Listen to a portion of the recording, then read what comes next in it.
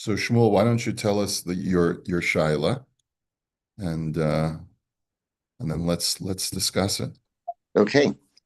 Um, so here in Israel, but there's a vacant building, apartment building, which I'm not an owner. I'm not a resident of, and Is it slated for demolition? Like, what is the status of the building? yeah, it's slated for demolition. Okay. Okay, and I've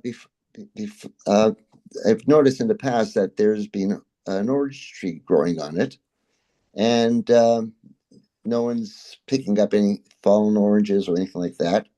But I have no permission to take the oranges, so I've left them alone. Then I noticed that yesterday the tree had been cut down, and my question is this tantamount of being Hefker now because they don't want the tree anymore? And if so, would I be allowed to go in and pick the fruit that are still okay on the tree because it was newly cut down? And again, I have no permission, so I just don't know. And that was my So, question. okay, so the construction company has slated a building for demolition. In the process, they've cut down a tree on the property that has oranges growing. It seems like they don't want the tree. It seems like the tree has been slated for just to be carted off and to be disposed of. Can anyone come in and take the oranges? Can you assume that the oranges are Hefker? Reasons for it seems that they should be Hefker. Any reason for concern that maybe they're not Hefker? Anyone have any thoughts? Well, you're not allowed to uproot a fruit tree. Well, it's already been done. They've already uprooted it. And the truth is you're allowed to uproot a fruit tree if you need this space for building. Like if you're let's say creating a patio and you just bought a house and there's a fruit tree growing there and you want to be able to have a patio space, you're allowed to destroy the tree. The Torah only prohibits you from uprooting a fruit tree gratuitously when you could, with minor inconveniences, work around it. But if you need the space for construction, you're allowed to. So we were told that we have an olive tree in the backyard that we are actually digging up and replanting it. Year's coming to get it. Really? Yeah, there's gardeners who specialize in it. Because, and I just heard there's serious clause and reasons for uprooting trees in Israel, fruit trees it makes a huge mess. Is that a big enough, or is this a corner for one of the trees to pick up and need a raw olive off the floor? Yeah. Who determines if it's necessary or not necessary? Yeah, you would be justified in cutting down the tree. You would be. The only thing is, there may be some spiritual issue, some meta halachic issue that someone has shared with you that you don't want to do. But here, okay, it's a company. Company has already cut down the tree. Here, there may be another issue. You may be a trespasser because it's a demolition site, right? So you may not be able to have access to go in. Are you allowed on the site, Shmuel? Are there any barriers preventing you from going on the site? Not as yet. You see? There are no barriers that have been set up. Okay. The consensus of our chevra is that it seems like there should be no reason for you not to take the remaining fruit on the tree. But free legal advice is worth what you paid for. Well, not always. In other words, we've been learning Choshen Mishpat for long enough to sort of know that when something doesn't pass the smell test. So I would tell you that it seems, I think that you can trust your instincts to say that they made this hefker. Unless you have an opportunity to go over to someone who's working on the site and, that would probably be the best thing, is if you could verify, is it okay to take some of the oranges? That would probably be the best. We would recommend that would be the best thing to do, is just ask one of the workers and just verify that they plan, matem osim ha'etz hazeh. Yeah. And if he tells you they're going to throw it away, you should say, as if shalakachat meha perot. And that much Hebrew, right? Yeah, I picked that up already. Yeah. Okay. I just want to add in that I looked into this in Jerusalem because you're walking down the street and there are fruit trees that appear to belong to the city. Yeah. So it turns out that any fruit trees that are on public property in the city of Jerusalem are hefker. And Really? yeah, and you can take fruit from them. Right. But then you have to take Trumas and Meisers from them also. Yeah. The other thing you have to remember, Shmuel, is you have to take Trum and Meiser from the oranges once you Okay. once you bring them into your You'd home. have to do that anyway. Like, even If you eat it on the spot, you don't have to. If you eat it Oh on yeah, the you don't spot, have to bring it in your house. But once Right. you bring it into your house, you have to take Trum and Meiser. Good point. Thank you. I guess you have to make sure you don't damage the tree when you take the fruit off as well. Yeah, that would make sense. Usually don't damage a tree when you pick the fruit. Okay. All right. I mean, that happens here with people lilac and things like that from trees that are growing in parks. I'm not sure they're allowed to do that, but I guess it depends on what the municipal ordinance is. But generally speaking, if something is growing on public property, it's assumed to be Hefker unless it's for aesthetic reasons that they want it there. Like you're not allowed to pull out roses from a flower bed just because it's on public property. But if it's something that's clear that the municipality doesn't want, if it's like weeds and the stuff, so then you're allowed to take it. This has ramifications for schach also. Like if you live in an area where, let's say, palm trees are growing, do you have permission to take the palm branches off of a tree? Or let's say the palm branches have fallen down or they've been cut down by the municipality because they trimmed the palm branches. Usually, the municipality, once they've cut down the palm branches, they don't care if anyone takes it. But here again, you have to check because it could be maybe they got sued by someone who picked up one of the palm branches, injured themselves, sued the municipality, and then they made a rule that they passed an ordinance that you can't pick up the palm branches. Right. So a lot of these things might have to do with history that's already on the books. So it's probably a good idea just to cover all your bases. Maybe from the letter of halacha, you would have a right to those oranges, but you may just want to check with someone on the construction site to make sure that it's okay. Okay. Now, what we were learning on Friday is that if a person has already established a precedent to do a certain activity on his property, then normally we said in the first paragraph that if the neighbor doesn't protest, he can't now all of a sudden decide that he doesn't like it because he's already given the guy a pass. But that's only with certain kinds of nuisances. But there are other kinds of nuisances, and he says the example is things that create smoke or dust, or odor, or vibrations. If those are the things that are being caused, so he says kagon rechayim, like a mill or some kind of other machinery, or mechonat ariga, or a sewing machine, but like maybe like an industrial kind of machine, uchedom isha that creates vibrations. Va'olul hakosa lihinazek, and then the neighbor discovers, hey, over the course of time, these vibrations are going to cause me property damage because my wall may become unsturdy as a result. Omishum tsar haguf, or because of some kind of, if the vibrations are causing me discomfort. Azai afilu im shcheno shasa kamashanim hareza chozer v'kofeu laharchik. Then you can still coerce your neighbor to distance that item from your property. V'chein hadin behezek re'iyah b'makom shetzarach mechitza kofeu lasus mechitza b'cholei she'yirtza. And also if it comes to visual damage, which we had explained. So it seems like the only time that you can't protest is for sound pollution. Is once you've allowed the person to create a certain level of sound and you've set a precedent where you say it's okay, you cannot change your mind.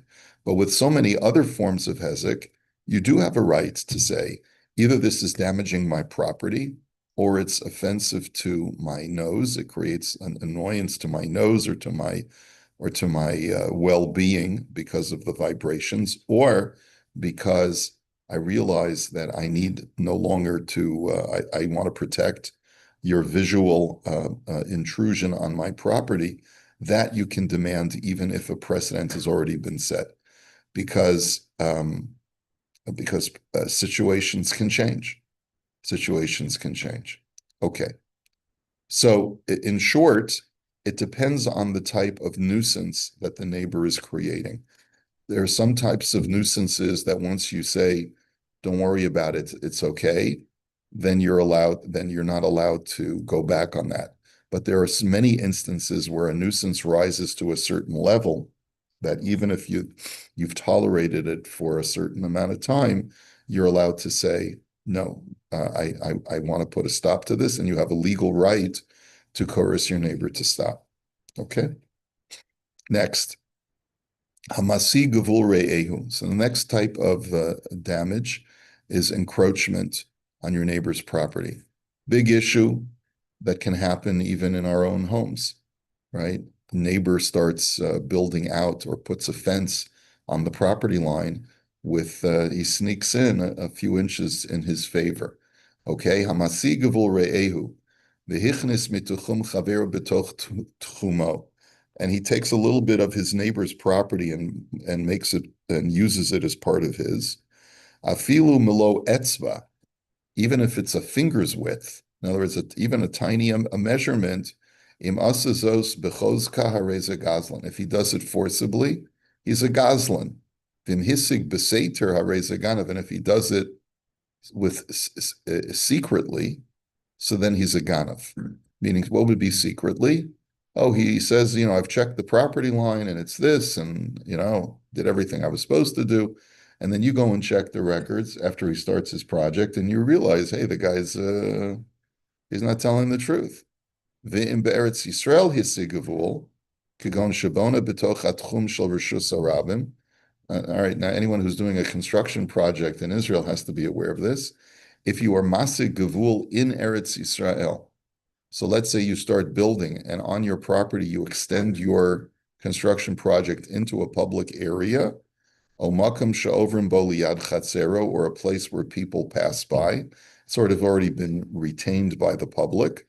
Hareza over bishnei lavin, then you violate two negative commandments: belav geneva, o belav gzela. So either you're stealing, either geneva or gzela, whether it's done overtly or covertly.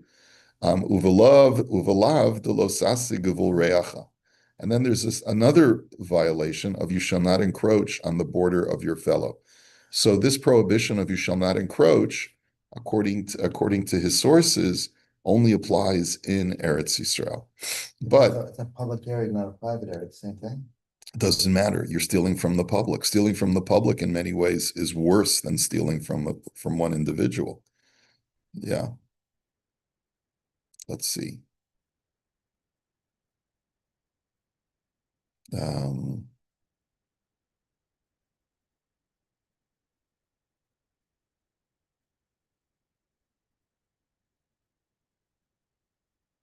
Let's see here. Let's see if there's any footnote here. Well, we'll have to get the next. It looks like the footnote is not until the next page. So just give me a second. Let's get volume 12.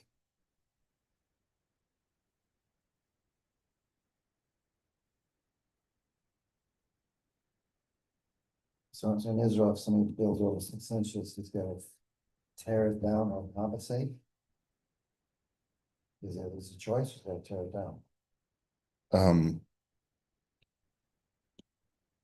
I've seen people using they have made them force them to tear it down.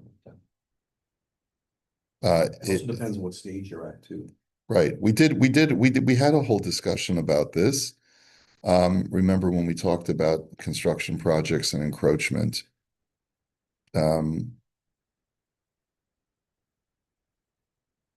Okay, he just has a very short footnote with sources. Okay, so we have learned this This before. distinction between public and private property. With private, we kind of say that if we don't object, then we went through this before, if we don't object, then for a certain amount of time, then it's. For a certain amount of time, but assuming that you had the opportunity of discovery, yeah, and to know what was going on. Who would be responsible for objecting? Would the city have to object? If they don't object, then It's a very good question. I don't know. I don't know. It would be the city. right. I actually had a case a few years ago where a developer downtown but built a tower on it. And they overbuilt into a laneway, which was owned by the city of Toronto, so 3 feet for the base of for the tower. The guy wanted to sell his building, and the city came up and objected to the sale because you encroached. Part of your sale was our land. They wanted millions of dollars. Wow. Not to take the building down, but to pay for the encroachment, and they settled for $1 million. Oh, Yeah. and this guy was the seller was your client. So we got him off. But still had to pay $1 million. He had it, but I'm sure you looked at it that one. he didn't, well, he made millions on the sale, right? So he didn't care. Yeah. Still, he made money, but in the end, But if if they he'd came out done of the his- woodwork and said, this is our land, and say, what the heck, you know, says your surveyor didn't catch it, too bad for you. Can he sue the surveyor? Yeah, I don't know, I don't think we did, I think he made so much money. Right. Care. But that happened, yeah, so it's, if it's public, then it's the city or the government. That's the one. Yeah.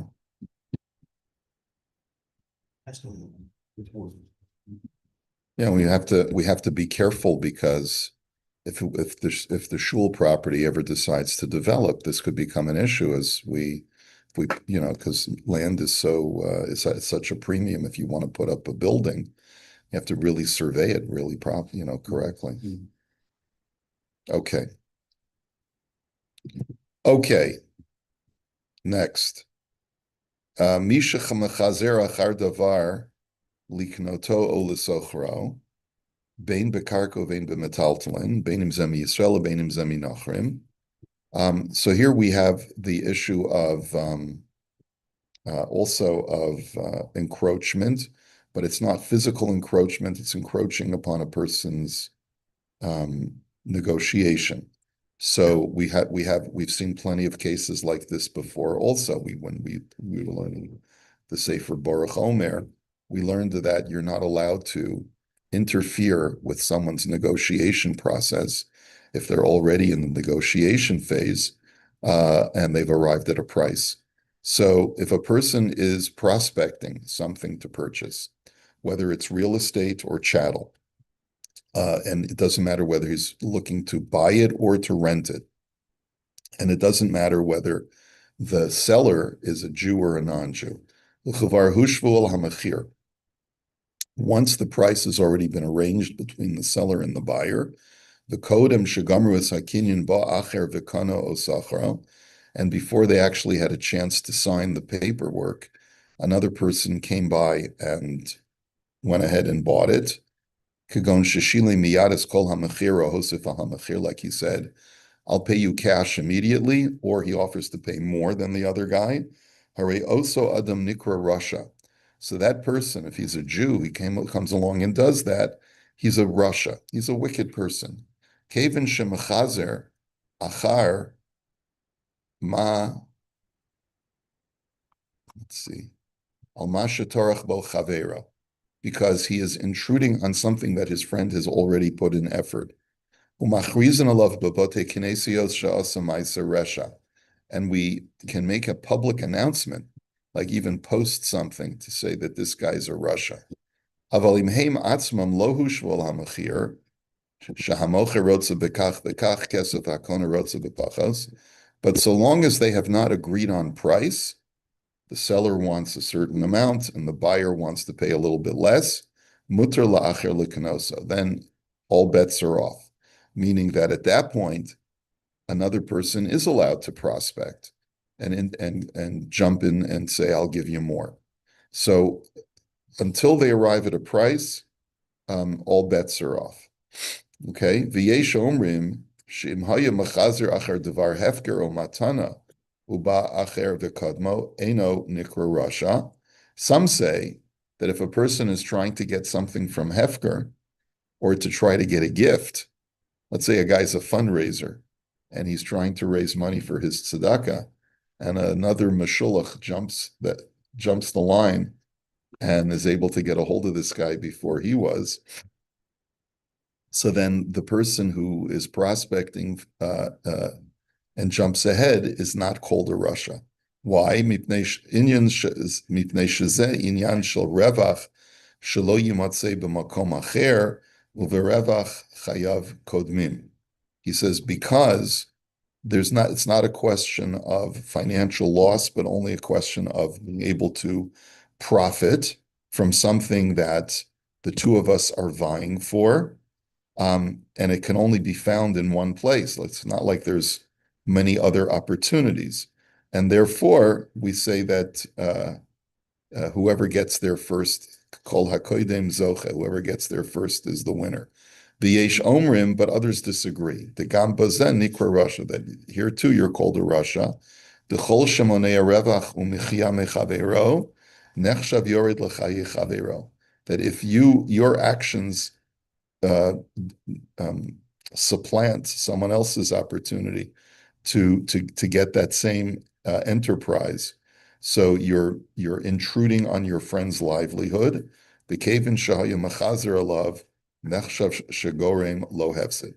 And because this guy was spending a lot of time trying to cultivate this item from either hefker or to get a gift, and you just jumped in and upended him, so then that's called causative damage. So there are a lot of situations that could be like that potentially. A guy. I'm just thinking there's so much of this goes on the tzedakah world. Where one fundraiser is cultivating a relationship with a donor, and then another guy comes along and says, "You don't want to give to that guy. That guy's yeshiva is no good. You want to support my yeshiva." Yeah.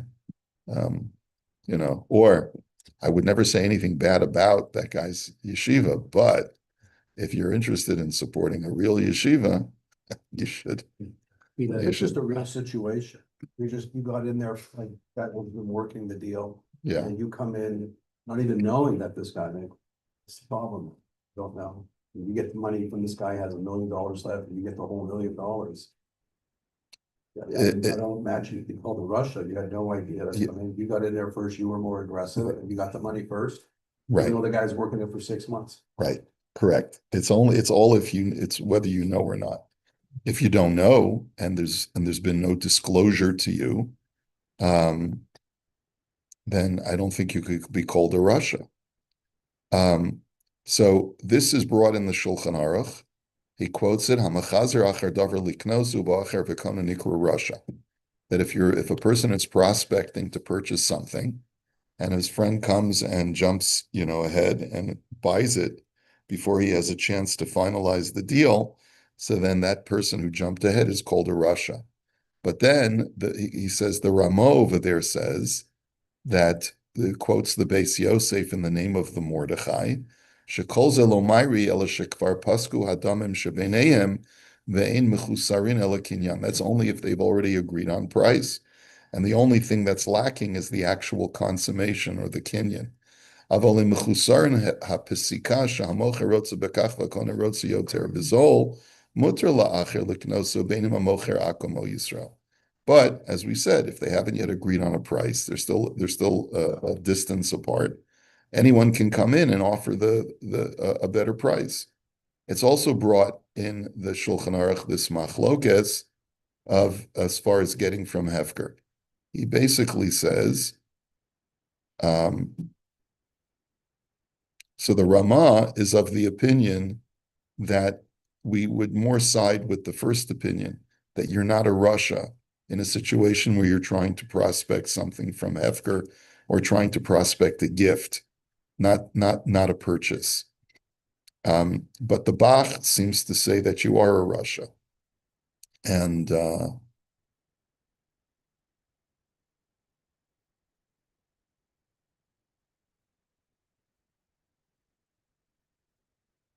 So given that focus, if it went to basting, what if Russia, would you be able to use it as a defense?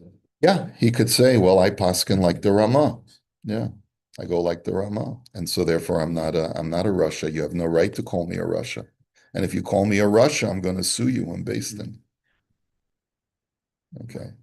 Which I'm not sure that the Bastin would be able to stop the other guy, because the other guy says, well, I paskin like the Machaber. Okay, let's go on. What they keep doing those cases? It depends which base then. It depends. It's really community dependent. There's some Batei Din that take a more laissez-faire attitude, and there's other Batei Din that are more interventive. It depends on the perceived jurisdiction of the base din in the community. And it also depends on how insular the community is and how reliant it is on the base din. There's a Here in Toronto, what would you call it, yeah? it's a very laissez-faire based. And if you want to try and sue someone, I mean, I've had calls and over the years of people who are righteously indignant over the fact that somebody wronged them, they insulted them, or they failed to acknowledge them, and they want to take them to Bastin for having insulted them. But I said, so what's the monetary damage? There's no monetary damage. It's my honor. I said, it's my integrity, it's my reputation. They insulted me in public, right? So there's nothing the Beis Din can do in that case, right? In a situation like this, where again it's a machlokes, the Beis Din is likely not to get involved unless the feeling is that it's such a high profile situation that the Beis Din feels it has to make some kind of statement on what occurred. Or if the Beis Din would feel that this kind of activity is going to lead to machlokes and a breakdown of the system, so then the Beis Din might choose to get involved. But the Beis Din here is, first of all, they're understaffed. Excuse me, they don't have a full-time staff. And it's not the kind of Beis Din that is likely to stick its neck out for things like this. Okay. Okay. Next. Im Adam Hifkir is a Balchai Shabirshusov Holach Vehizik. A person goes ahead. You know what? We'll save this for tomorrow. I have to just stop a few minutes early today. So we'll continue this in Yirtzeh Hashem tomorrow. Take care, everybody.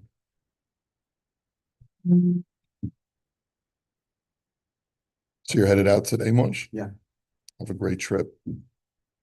You're going to Vegas? Lucky 7.